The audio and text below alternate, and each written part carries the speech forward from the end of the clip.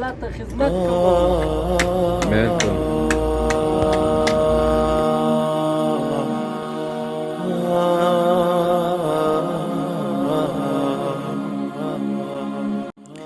اعوذ بالله من الشیطان الرجیم. بسم الله الرحمن الرحیم.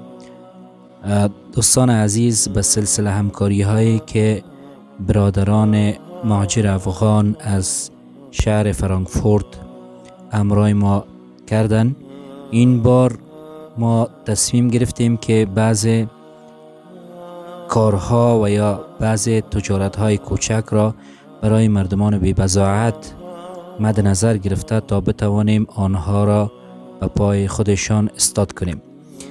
بنابراین امروز ما یک نانبایی زنانه را برای یکی از خواهرای بیوه ما که شوهرشان فوت کرده و طفلکای خرد دارن بنیانگذاری کردیم. انشاءالله که شما در ویدیو میبینین و اینا ضروریاتی که داشتن ما اونا را برآورده ساختیم و انشاءالله در آینده میخواهیم که کمک های دیگر هم در این راستا کنیم. سلام خواهر جان، خوب هستین؟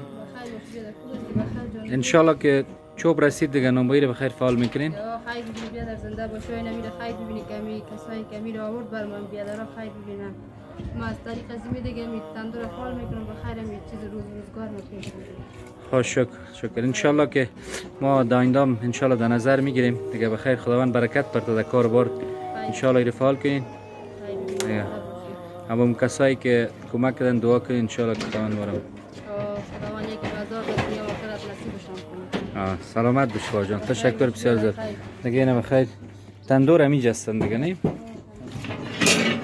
دیگه بخیر اینا تندور است. بخیر اینجا نانبایی زنانه را فعال می سازن.